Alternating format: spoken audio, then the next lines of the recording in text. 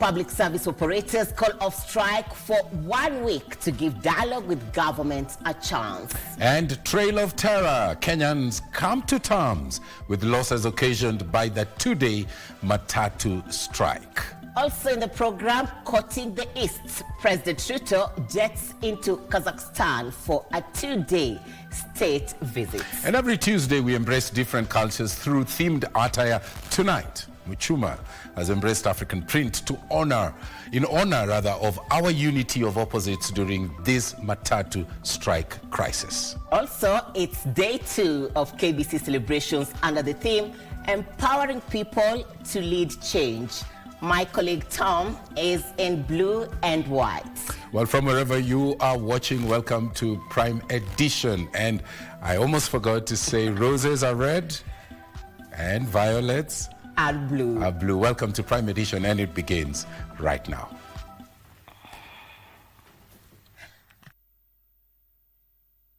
Thank you for joining us. I am Tom Boya. I am Mchuma Odim. Our sign language expert tonight is Caroline Njoroge. Talk to us on all our social media platforms at KBC Channel 1.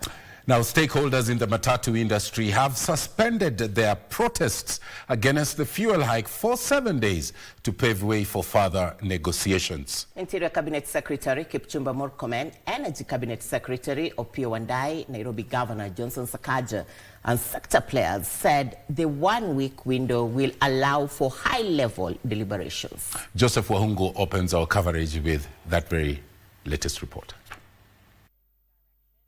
After 2 days of paralysis and pain for Kenyans occasioned by Matatu operators' strike, a deal was finally reached between the government and the operators to suspend the strike.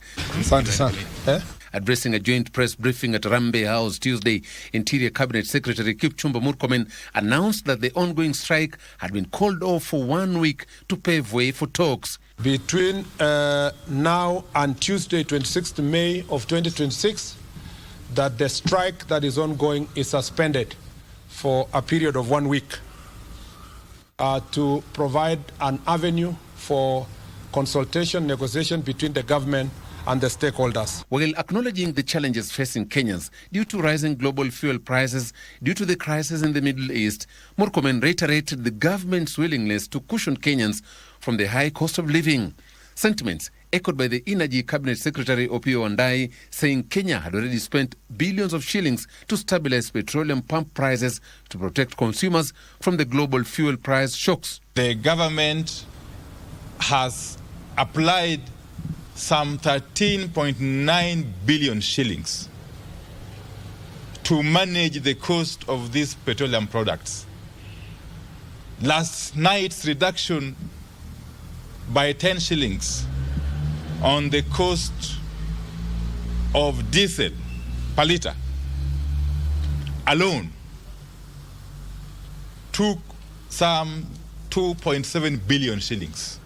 Leaders of Matatu operators who attended the meeting, while apologizing to consumers inconvenienced by the strike, said they had agreed to temporarily call off the industrial action to allow negotiations to continue. Mine is to urge all our membership, our drivers, our conductors, to resume operations effective immediately. If this is not taken serious, within the 7 days that we have given, the strike will be back.